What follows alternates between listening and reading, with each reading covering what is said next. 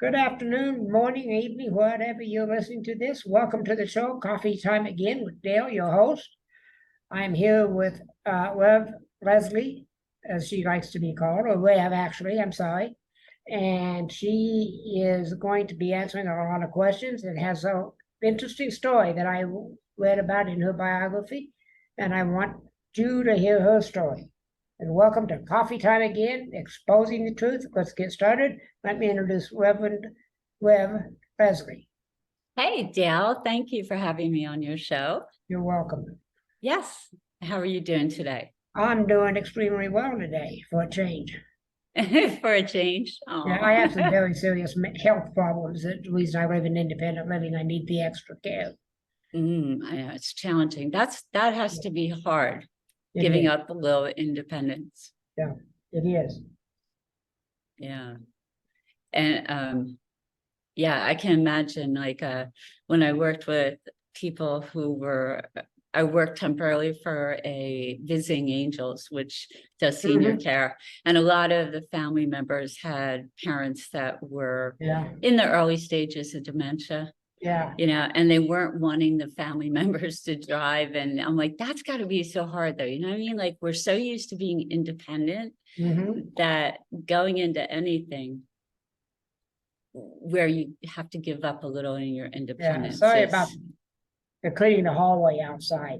Oh, I can't even hear it. I can't. Maybe it won't show up on the recording. It was very difficult to edit audio for me. Yeah. Anyway, I moved here a few months ago, and I'm still looking for things, as we said earlier, about my headphones, which I like to use, and this one spit that out. But anyway, what is your story what's the major points you want to make to my listeners? So the major points I want to make is that there's a science behind our story, which explains who we are, but that'll be another show. It's really complicated. But there's also, the key point is how all our stories and experiences have a gift and a curse, right? And the gift is the pain. It's the hurt, because that's where possibility lies, and that's what pulls us together and allows us to grow. The curse is the illusion of the armor, which is the armor we wear as little kids to hide from the gift, right? We're saying, no, don't give me the gift. And so, through my own story, I learned, let's put it this way, I was gifted a long time ago with a traumatic brain injury, which I never knew I had until 2018, and kind of put my whole life together. And I went, oh, that's why I do that. That's why I do that. But in high school, I was really smart, but I didn't understand how the world worked. And so I knew I needed to feel seen and accepted for who I was. And, like all of us, I had trauma, right? We all experience some trauma, but I knew what I needed as a 16-year-old. I didn't know how to get it, but when I got my driver's license, I went out in the world and I went in search of getting my needs met. And so at first I started looking at people. I went to different neighborhoods and going like, hey, what do they have in common with me? And just asking myself questions. And that worked a bit, but then I got really curious about people. And so I would get out of my car and just walk up and down the street and stop people and say, hey, my name is Leslie. I kind of struggle with this. What about you? And the point of all that is that I didn't know how to work in the world the way the world worked. And so I kind of did what I needed to get my own needs met by giving other people what I needed. But in the beauty of that is that for the first time in my life, I just was authentic. There was no armor. I went out in the world saying here I am, like me or not. And when we do that, when we take our armor off, we are our best selves, right? Everyone wants to be their best self. You don't have to do anything. But from that state of authenticity and vulnerability, I was able to tap into my intuition. which made life so easy because I didn't have to think about things.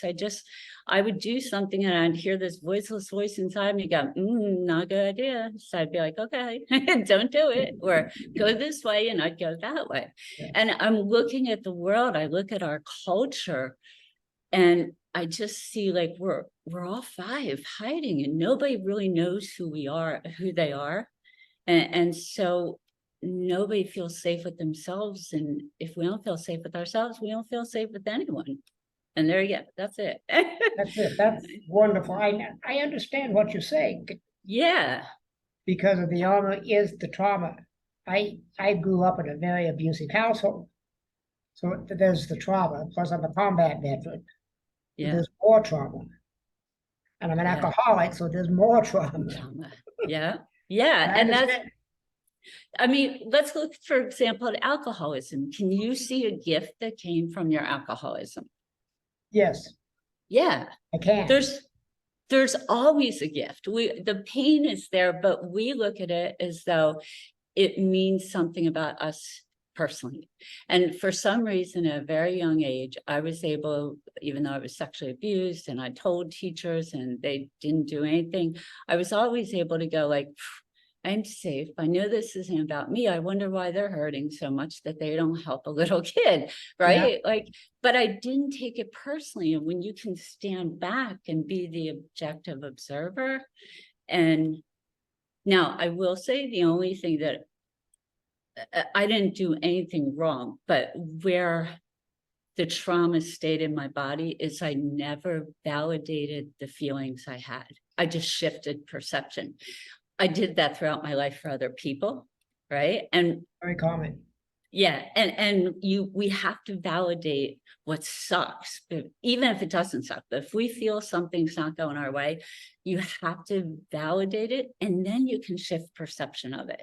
And today's world, with all this neuroplasticity and everything, I'm really concerned that we're going to become less compassionate, harder on ourselves, because everyone's like, just switch it. I'm like, no, it's going to stay in our bodies. You got to like let it. Body memories.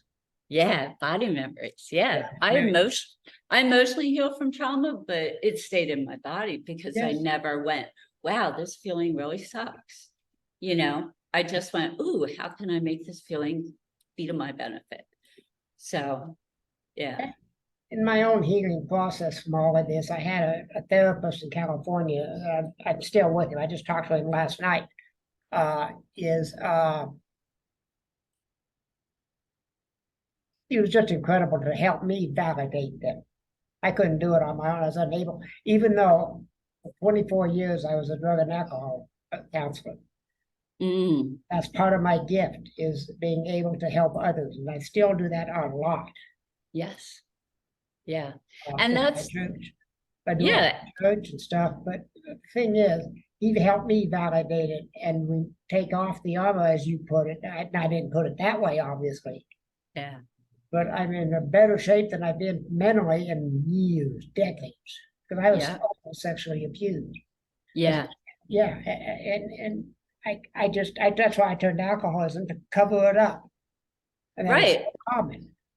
It is common. And another thing, like I realized, so in 2017, right, I worked in public health for 30 years and with pregnant women on welfare. And when I left work, I left work listening to my intuition. I fought it for 2 years. I was like, nope, I'm ignoring you. I kept hearing, your work here is done. Go take the message. And I'm like, no, I love my job. I'm not listening. Right.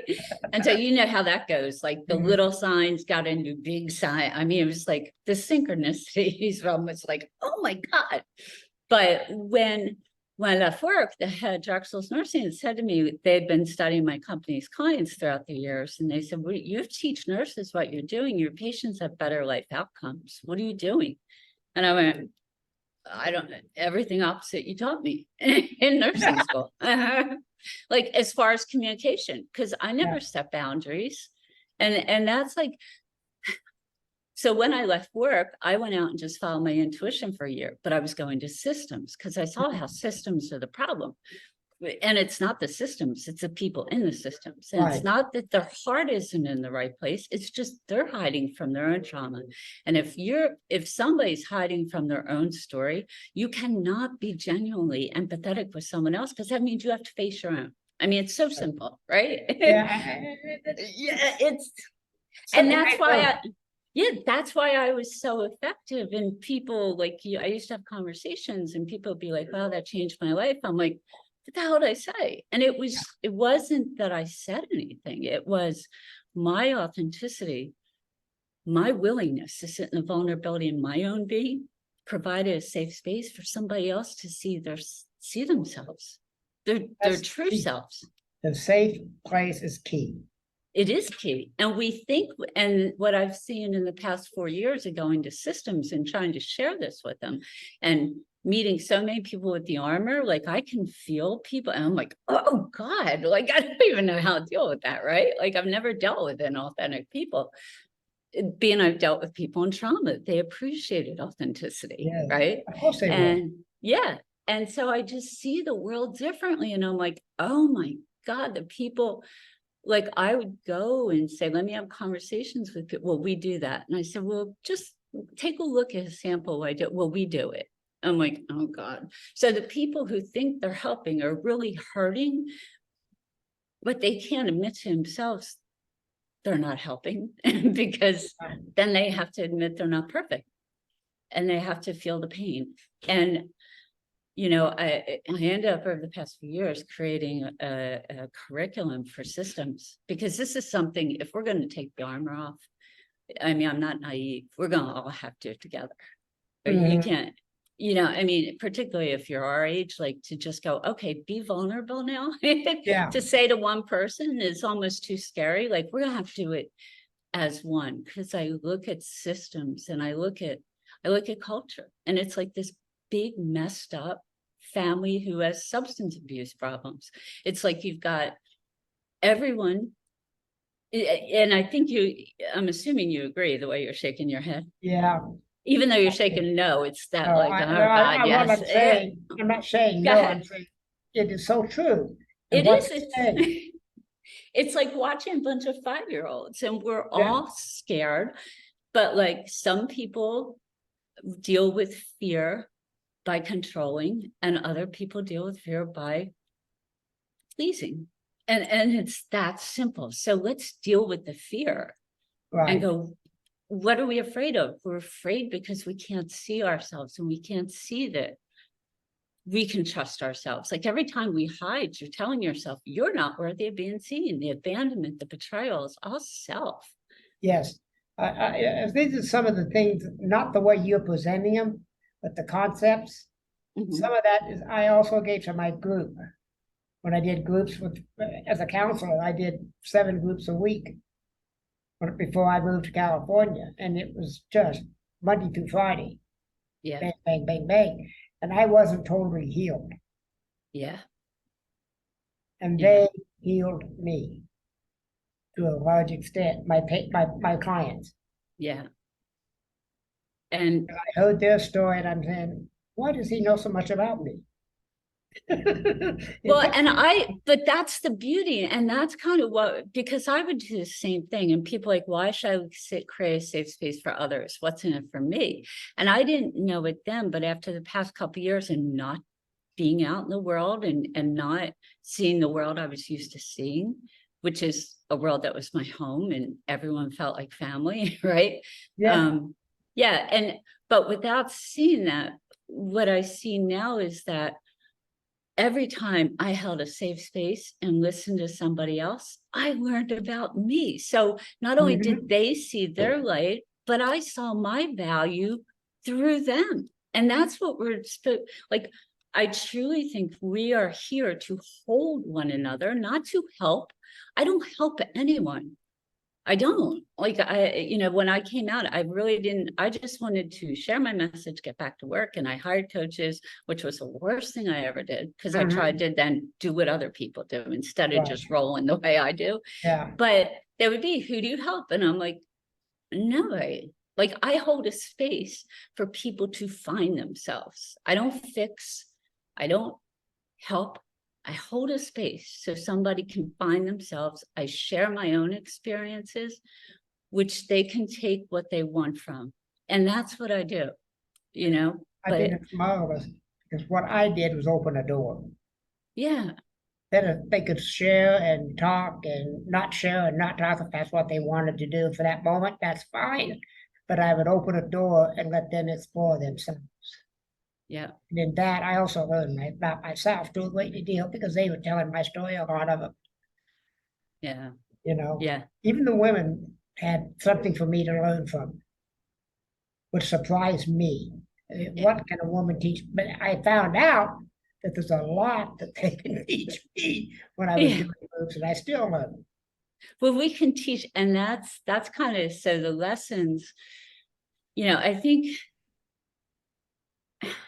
to turn trauma to love and to do whatever. I mean, I was kind of blessed in that I had traumatic brain injury at age 2, and I didn't know I had it, right? So all through my childhood, I had this brain that was intellectually brilliant, cognitively not, right? And so I had to figure out ways of doing things, and which is what helped other people, because they weren't textbook ways. They weren't evidence-based ways. They were like, oh man, I screw up a million times. Oops, I finally found a way that works. It's a little around.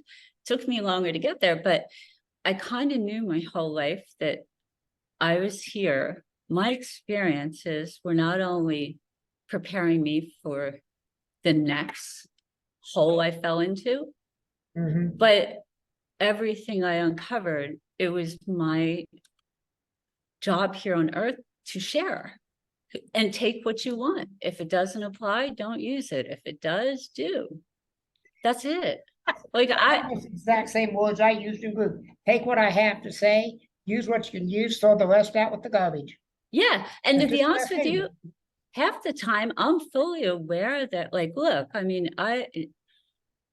a lot of the stuff I say, I don't plan on saying it. It's channeled. Yeah, But that's who we are it's your when we, intuition. yeah, when we just let it down, right? Like, so when I went to systems, like, give us a presentation, I'm like, I could talk for hours, but I have no clue what I'm going to say. I Mhm. read people's faces. I see what, like, there's no agenda. No, and I not only read their faces like I do with, I'm doing with you. That's almost an automatic reflex by now with me, but the whole body. When I can see the whole body, you read the, and you do it too. Yeah, You not just the face, but the whole body, yeah, because it all speaks to us. In fact, as I tell my client, your body's screaming so loud I can't hear a word you're saying. yeah. Well, actually, I was at a spiritual center, and, like, you know, and kind of one of the things about never wearing the armor. Now, I really don't know how to. I gotta be honest with you. So I was blessed in that way. Mhm. I don't function when I try to hide who I am. Like, Yeah. it's too confusing. It's too, and you know, one of the gifts, I'm going to switch here a second, but All right. neurodiversity, right? A lot of people who, here's where the science comes in, that when you don't feel safe when you're younger on a chronic basis, whether it's real or perceived, like, right? Like, you could have a parent who is an alcoholic and comes home at night, and every day you're going, are they going to come home drunk? Are they coming home drunk? Or what's going to happen? That's trauma to the body, because then the body goes, ooh, I'm not safe. And when you're not safe, body goes into fight, flight, or freeze. It doesn't relax. You have all these elevated levels of cortisol. Not only does that prematurely age the organs and the structures in the body, but it also changes the way the brain develops, right? Mhm. And so most people I've met who have trauma have some degree of neurodiversity. Well, we think neurodiversity is bad. Neurodiversity is a beautiful gift. The only reason it would be a curse is because the rest of the world's neurotypical and doesn't know how to work with it. So I've seen throughout my lifetime, you know, I've always talking to strangers, people on the streets, drug, alcohol, prisoners. I'm looking going, oh my God, it's neurodiversity. Like, it's just because these people are brilliant and they have these gifts, but they don't even get a chance in the world because the world just labels them lazy or whatever. And, so long story, at the end of the day, I think my long-term before I die thing is not only oneness, but it's bringing unlike minds together, because we need to see that the world needs both. And what I learned from systems and trying to learn how to work with technology and the way my brain works, I kept saying, I don't want to change my brain. I love it. Can you teach me how to work with it? And no one could. Systems, I would blatantly say systems, are you going to teach me the way a neurotypical brain works? They're like, yes. I'm like, well, I don't want that. That's not who I am.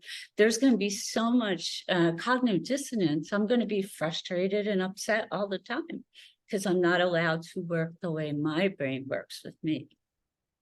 I went off on a tangent there. No, I'm glad you did. But it's a really important one that that people are overlooking because it's like anything else. They think it's so complicated. Yeah. Let's just make everyone one. Well, we're not. We're here. If there was no neurodiversity, we wouldn't have the greatest inventions we have. So go ahead. You were going to say, Well, you brought up some interesting, we're going off on this tangent, which is okay. Because you brought up some very interesting points and some things that I hadn't heard of before. Some of it I had, some of it I hadn't. And it's very interesting. My listeners are going to be very intrigued by what you're talking about. Yeah. Well, this ACEs study, there is a reason we are the way we are. And when I look back, I'm blessed that I grew up in the 60s and I wasn't labeled. I was labeled as like underachieving, but I wasn't put into something that allowed my brain to not do its magic. Left on my own, when I don't overthink, when I don't have to think, when I just roll by my intuition, I can do anything. My entire life, everything I've touched, I succeed. I think, I try to plan, I try to break down. My brain doesn't know how to do that. I fail miserably, right? Because that's not my brain's role. That's somebody else's job and not mine. But in today's world, you take, even my son's a singer, right? Artists, they're supposed to be business people. And that's not supposed to be the way it is. And I do use the word suppose. I usually don't like that, but I don't think that's what was intended. We're here to complement and to mold and to work with one another. Not everyone do everything and compete. But our capitalistic society has gone a little overboard, and we've turned, like a lot of things, we take something that's good and kind of kill it and make it bad, Yeah, I've seen that happen, where they take something that is basically good and convert it, like you said, change it to something that's negative. Yeah. Well, it's because of greed. And where does greed come from? Greed comes from you're not confident and secure in yourself. So it all boils down to self. It all boils down to self and not being comfortable in your own being. Yeah. And comfortable in your own skin. Here's the thing, that's nobody's fault. Like there should be, when I say this stuff, I don't want anyone to blame themselves. It is what it is. Our parents were the same way. They were well-intending, but their stories got passed on to us. Both DNA and environmental, right? When you're sexually abused, I was sexually abused. Do you think our parents really wanted down deep to hurt us? Or was it their own unresolved hurt that was coming through? In the case of my father, it was his own abuse that triggered his abuse. Yeah, and it was never resolved. And how do you think your father liked himself knowing what he did to you? No, I know my father didn't like himself. Yeah, mine neither. And been an alcoholic. Yeah, and I know my father loved me. He had a good heart. He was just a broken soul who no one ever. And that is the problem with why we don't get along. because we are all children. Like, if we can all, I look at myself too. Like I said to my son one time, I rarely yelled growing up because I just learned how to, I don't get upset about things because I can see both all sides of it, right? And at the end, responsibility lies with me, Right. whether I accept, right? So for a while there in the past few years, I was just kind of like flying off the handle. He goes, well, sometimes you get really upset and I don't even know how to deal with you. I say, you know what? In those times, can you just give me a hug? Because in those times, I'm the scared little girl who feels out of control and I can't figure things out. And all I need is a hug. Mm-hmm. Now, Oh. when I went out and talked to people my whole life, I know I hugged 15 to 20 people a day, strangers. I would ask them for a hug. Yep. And that hug, I became love. I don't have the courage then to do that. I do have those people here in the building, because we got about 100 residents here. And there's some of them that I will go up to them, I need a hug. Yeah. Now, when I was growing up and as a young adult and in my career, both of the career I had before I became a counselor, almost a chef, my career as a counselor, I wouldn't do it. Yeah. If a client needed one, I would give one to the client, but it didn't meet my needs because it wasn't for me. Yep. Yeah. Yeah. And that's the thing, and this gets really complicated, but like talk about, I see now how, I was telling you before and I got totally sidetracked, but Okay. every part of my brain trauma was a gift, right? It was the fact I didn't know how to do in the world, so I had no choice but to be. But another thing was, I have a very hard time with technology. If you notice, I need to look in somebody's eyes in order to process what they're saying. Yeah. Do you know what people would say to me all the time? You're such a good listener. And I love the way you just look at me. I never knew until a year and a half ago. I looked at them because if I'm doing this, I can't understand anything you're saying. Yeah. So there's the gift. There was a gift came from. So if we look at our stories and our pain, if we can get beyond the fear of looking, we can see how everything that we think is a curse was really a gift. It's just nobody said to us, look for the gift. Look, it's not about you. It's look for the, I'm a trained observer, both as a counselor and as a former police officer. Okay. That was a side. Oh, you've seen a lot. Damn, you're a police officer and a counselor? I did a small community. I was a city patrolman. For about 8 years, I worked on the force as a volunteer. Yeah. And a firefighter, volunteer firefighter and police officer with this small community I lived in of about maybe 1,000 people. If that made 300 mobile homes, so maybe 1,000 people. Yeah. And they trained me to be observant. That means, and then when I became a counselor, they taught me not only to be observed, but observe the body and the face and read what's being said. Yeah. Don't just hear what's being said. Read within the body and the face, and that's how I learned to be observant. Was reading through being taught. Yeah. Also, that's really important to observe your own body while you're having a conversation, right? Because when are you getting true? So I've learned at times, if I like do this or do this, okay, what did they just say that's making me feel unsafe?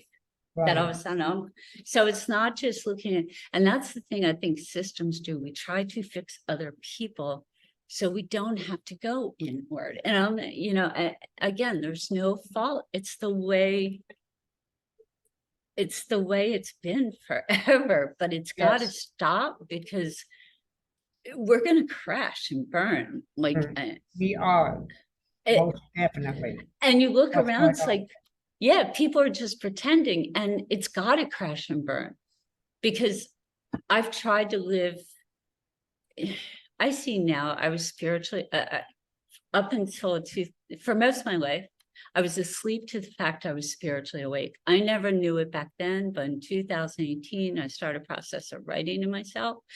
And I came up with 3 near-death experiences, the first at age 2, which was kind of cool because now I'm like, whoo, because I always felt really weird saying, here, I did this stuff at the age of 5. Why did I do it? I don't know. Like, the only thing I ever did, I can only take credit in my childhood and starting this whole process of listening. That's it. Everything else came through, whether it was grace, whether it was intuition. All I know is this: when I don't try, when I just allow myself to be and listen to my heart and my intuition, my life is amazing and I can find joy in every moment and I feel safe. When I have to think and overthink things, I lose the joy. I understand. It's amazing how well I understand what you're saying. Yeah.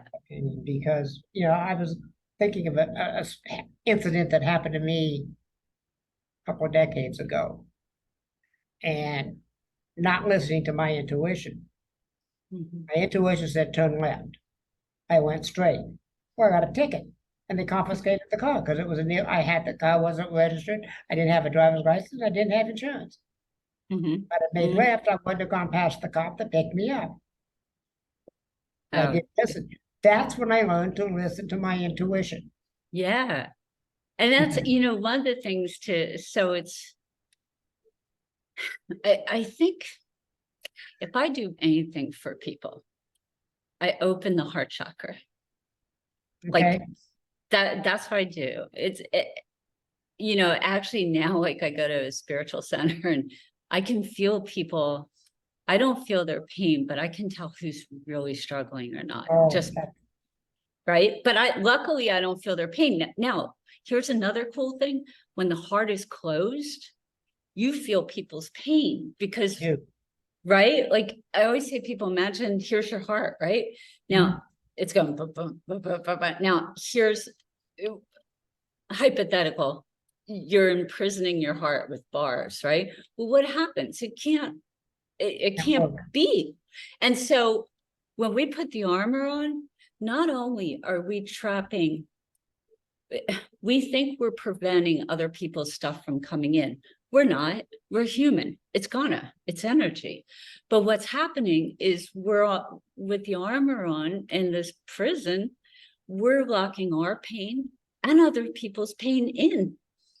So it's crazy. So the illusion of the armor is it keeps it. And the way I found this out, to be honest with you, was, I thought I was well and good, but there was always something inside me, how we doing on time, that went like there was someone trying to bust free inside me, right? And I was like, what is that? So, and I always wake up in the morning for the first couple hours. I really can't remember much of anything. I know my demographics, but I can't, my personality, passion, all that's gone. And I figured it was trauma. And so I started writing to my younger self. And here's a cool thing. It is evidence-based. I can't remember the guy's name, but you ask a question from your adult self and you write the question with your dominant hand. So I'm right-handed, right? So I'd write the question, why do we wake up this way? I allow my non-dominant hand to answer. I don't write left-handed, but enough can come out that you can sense. I was tricking it, trying to tell it to say what I wanted to, but it didn't. It came out, it started to say, hate her. And I'm like, oh, this is good. So from my dominant hand, I write, who do we hate? And my left hand starts writing my name. And I went, oh shit, we got work to do. And it was like, what am I holding on to? It took me a while. So I started writing to my younger self. But what came out was that when I always joked I became love by default, right? I was never ashamed of my brain, but when I couldn't figure out how to work the way the world did, I just shut down my intellect. I didn't accept it and say, listen, life's going to be much easier if we don't worry about using you. And just that simple, shutting it down without acknowledging it, it was my imposter syndrome for years. And it wasn't even something I was ashamed of. It was just, I didn't acknowledge and say, I see you, you're brilliant, but I don't know how to work with you, so I'm not going to use you. I said, nope, you don't exist because I can't figure you out. Does that make sense? Yeah, it makes a lot of sense.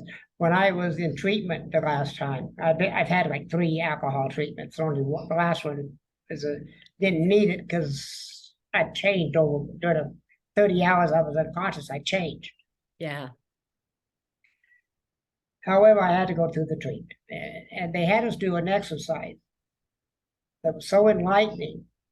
It's coloring with crayons with Mhm. your non-dominant hand, and they gave us a Mm. topic or colors to use. What specific? Because colors mean things. Okay, I mean they've done studies in prisons with different color schemes in the prison cells, and found out that certain colors creates violence, while certain colors creates calm. Oh, okay. So what does black do? That's one of the violent ones. Red's another one that's violent. Your Okay. grays, your lighter colors, your pastels are calming. Ah, Like a yellow pastel yellow is yeah. very calming. My house is gray, my apartment. Not by choice, but it does help me because it's not Yeah. brilliant, bright white, which brings up stuff in me, and it's not black, which brings up stuff. Yeah. Well, it's so funny you say that because like nothing in my life has ever made sense. Like what works for other people just hasn't worked for me. And I have autism too, right? And so it's like for as brilliant as my mind can be, sometimes it misses the very simple things and gets confused when things contradict one another, right? So like the black, I'm like, I always wear black. But then I'm like, oh, okay, wait a second though. I wear black because I travel a lot and I'm like half colorblind. So black and white, it's easy to travel. Yeah. So, but my mind hears something like that and goes, ooh, my first thought is, ooh, black, what's the matter? Am I not feeling safe? And then I'm like, oh no, wait, I wear black a lot because it's easy. Mhm. Right. So I think the world, if you're not self-aware and if I wasn't self-aware, I would just go, oh, wow, I'm a violent color. Like you know what I mean? Like I would go sucked into that road when it wasn't even applicable. Well, no, it isn't because you wear the black because it's easy for Yeah. you, especially Yeah. traveling. Yeah. And when I was a nurse in the hood, I wore black so I wouldn't see the bugs crawling on me. Okay. White got too dirty. So, but anyhow, For that. so one of the things though, what I was going to say is, the gift of my brain is that I got to, and the forgetting every morning, which by the way, it was a result of the car accident and alpha waves that are too much. So it wasn't a sexual abuse trauma. I'm sure it got worse with it, but it Yeah. was from a car accident. Accident. That's why you were injured. Okay. Yeah. So anyhow, I've had to deal with that my whole life. Well, And yes. so what I always did, I got to reconnect with myself every day. Every day I get to reconnect. And I don't do this every day, but growing up, I always did. I would put my hand, so just for your people to see, the quickest way to do this, put your hand on your heart, connect with your beat, right? And then what I would always do is I would breathe from my feet, the bottom of my feet. I'd breathe in and I'd tighten my abs. Mhm. And then I'd imagine it coming to the very top of my head.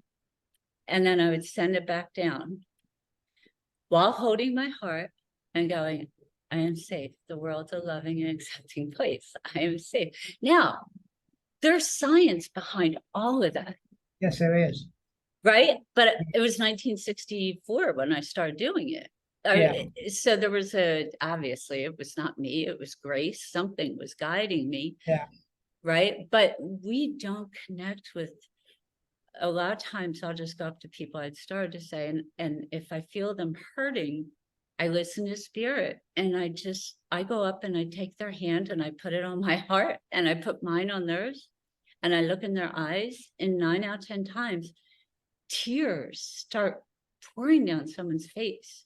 Mm-hmm. And they're just, the hug, like they can't let go. And what's happening, I think, is that with the armor, we can't see how amazing we are. Like, I've never met an evil person. I've met a hurt person who's hanging on to so much pain that makes them do bad things. But when I break down to that thing, and when I end with people and that, I have them put their own hand on their heart and we feel the love in you.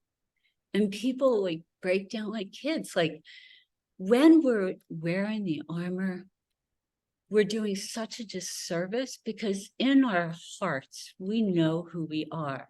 We know we're kind, we know we're caring, we know we're loving. But when our words and our actions don't match that, we're not in integrity with who we know we are. And we become our own worst enemy with this internal struggle that nothing's going to fix, I can ask you a question. Please, yeah. One of your own questions, actually, and it's very, how can vulnerability and unapologetically being help people feel safe in an unsafe world? Because when you are vulnerable, and let's get this by vulnerable, I don't mean going online and telling people all your stuff. Vulnerable mean opening your heart and risk being hurt. That's what I mean by vulnerable, right? Speaking your truth and risk somebody's not liking you. There are consequences to being vulnerable. There are. But I can see that. Yeah, but there are worse consequences for not being vulnerable and authentic. So what I mean is that everything we've been talking about, when I'm vulnerable and I open my heart saying, here I am, like me or not, but I have to be true to me. When I am true to me, I can trust my intuition, like you were saying. Our intuition, that feeling, that gut feeling that most people ignore, that's never going to steer us wrong, because the love in the heart and the guidance from the heart is pure. Guidance from the head ain't pure. It's been tainted. Yeah. The way I knew I was never going to drink again is I had passed out in detox in '89. 30 hours later, I came to. I didn't wake up. You don't sleep when you're drunk, when you pass out. But there was a lady taking my blood pressure that I knew. Her name was Judy. I looked up at Judy and said, that's it, I'm done. I've never had a drink since. Yeah. And that's it. No one can tell you otherwise. No. I always tell people, why you try to make family members quit? No, until they're ready, because it's your journey. Your journey is not mine. But our job is for me to go, cool, what can I learn from your journey? And what can you learn from mine? Yeah. And I think that's, by the way, congratulations. That's thank you. It's 34 years in June. Wow. That's a long time without a drink. Can you can I ask you a question? Because my son's an alcoholic. I mean, I come from 3 generations. So the men were alcoholics and the women, but my son quit drinking when he was 18. Good and I'm like, yeah, it was amazing. And he said to me one Christmas, he's a singer. And he's like, if I want to do this career, I can't drink. So I'm going to rehab Monday. And I'm like, whoa, good for you, Amen. But he had said to me, coming out that age, like everyone, all his friends drank. And, his friends were really cool for like the first year. They didn't drink around him and stuff. But then he went, it's just not an option.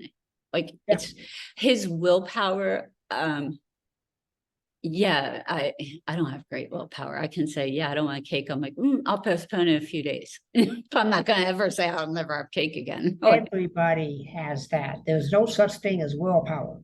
Yeah. It does not exist. I guess nothing is felt so bad. I think that's the key, right? Willpower is something affected you so negatively that you don't want to do it again. Right. No, I have a philosophy that there's no such thing as willpower, because you tell the brain no, the brain is going to rebel, and they're going to eat your cake, as you said. Yeah. I don't tell myself I've quit. I don't do it anymore, but I used to in my early recovery tell myself, yes, I can have a drink. I got money in my pocket. There's a bar down the street. However, I want to do this first. Yeah. It's like I want to do that, if it got to that far.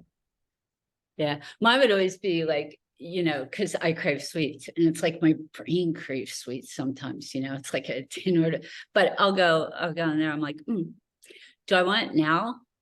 I can wait. I'll wait till tomorrow. And then tomorrow I go, do I want it now? Nah, I can wait.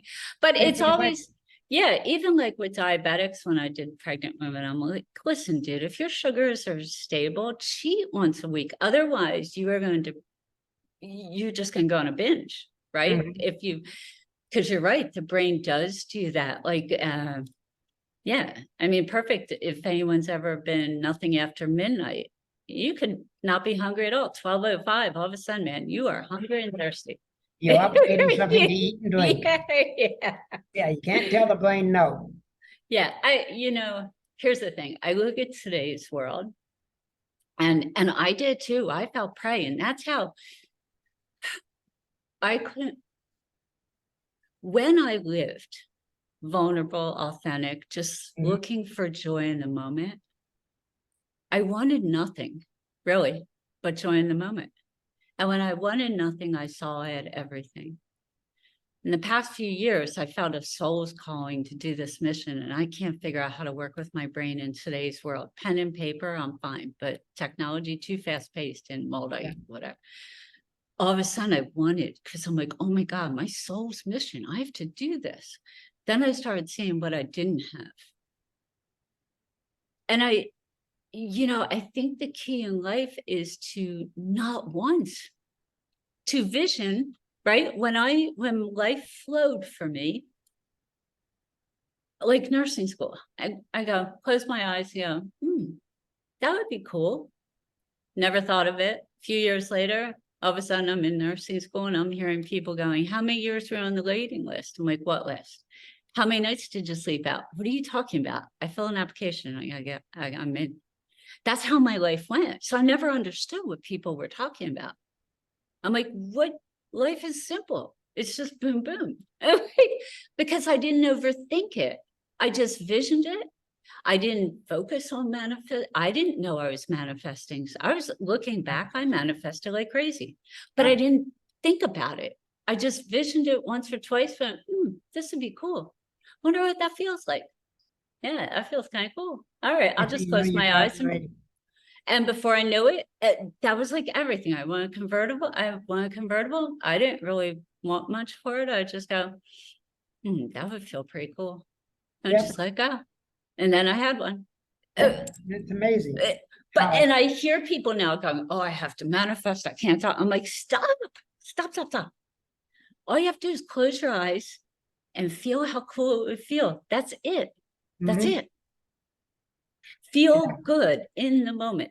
Frustration, because I know I've been in a frustrated place past few years, will get you nowhere. If you're frustrated, do whatever you have to not to be frustrated, because you will never manifest when you're No, frustrated. you don't. I totally agree. Let Yeah. me ask you one more question here. Yeah. More, but what are your thoughts on religion and versus spirituality? That's the I'm, two pieces I read. yeah. I call myself the Reverend without religion. Okay. I personally, for me, I'm not a fan of religion because I'm not a fan of anything that says it's either this way or no way. Mhm. And but in all fairness, I've never read scripture. Yeah. I've never gone to, like, I think as a kid, we were Greek Orthodox. I think I did go to, I kind of denied God too. Looking back and writing myself, I had several near-death experiences. I think I told people and they said no. And so I also just shut that down, right? But I have been very spiritual. I've talked to spirit. I call it spirit, but God, I talk to every day of my life. It's my best friend. Yeah. Well, in my view, I'm a devout Episcopalian, and the reason I'm an Episcopalian is we're allowed to think. Yeah. We can, yeah, if we want to believe in dinosaurs, we can. Yeah. Or some denominations you can't. Right. And that's what I never understood. Yeah. We don't believe that if you follow our path, you're going to go to hell. We don't believe that. Yeah. We believe all paths leads to the end result, Yeah. whatever that end result is. It Yeah. all ends up in the same place. It's the way we believe. However, having said that, spirituality in 12-step programs, they say this a lot. Spirituality is for people, religion is for people who don't want to go to hell. Spirituality is for people who don't want to go back. Yeah. So okay, so heaven and hell. After living the past 4 or 5 years, trying to work the way the world works and not the way I'm used to working, right? Just not thinking and just laying my twist. Hell is right here on earth, and hell is not being aligned with who you are. That's what I learned. Heaven is, I lived in heaven until 2017 because I owned who I was. I owned my uniqueness. I went, really, when I was a kid, I went, really? Okay, I can't do something? F you, watch me. Well, now I'm going, okay, I really can't do anything. Do you know, I mean, my traumatic brain injury was really bad. Like, if you see the numbers, doctors are like, how the hell did you get through life? I'm like, quite well. I love my brain. But when I would tell friends, not one person ever said to me, wow, congratulations, you have 2 college degrees, you have all this, and you can't read, and you didn't have any support. Good for you. No one said that. They said, well, you know what? You're just telling yourself that. You can change it. And I went, oh my God. Like, my motto is, I told the doctors, bull, watch me figure it out. And after 4.5 years of getting myself really sick and frustrated and whatever, I can't figure it out. So I'm not supposed to. It's not, I know it's not my gig. Someone else got to do that. But yeah. When you figure it out, if you ever do, it'll be because the time is right. Yes. The only reason I wanted to figure out, really, to be honest with you, I mean, like I'd be traveling and I there's a lot of visual, there's not one error.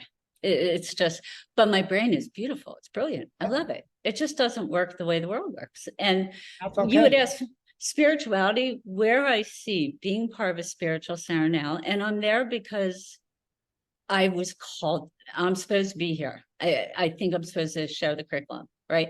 So I say it's the objective observer. And what I see for the people who are at the spiritual center, and even the person who's teaching, it's all guided towards be your best. You can manifest anything you want. That's not the point of all this. No. It's about learning who you are so you can forget me and feel we, right? Yeah. It's like you have to be selfish first. I've always been selfish emotionally. I have to do what I feel is right. I don't care what anyone else says. Like I do what makes me feel grounded, because if I'm not grounded, I'm no good to anyone. Yeah. Right. I used to teach this in group, is that selfish is okay. Mm-hmm. It's mandatory. It's mandatory. You have to be selfish with yourself. That's opposed to selflessness. Yourself is less than nothing. Yeah. I used to teach that in my group, so I completely get what you're saying. And totally yeah, you've got to be selfish to be healthily selfless. Right. Like and I tell people now, they're like, well, I'm like, if you're being nice because you think you have to be nice, don't be nice. Don't be nice unless it's genuine, right? Like, don't be mean. But if you're not in a space to hold somebody, that's okay. But be honest with them.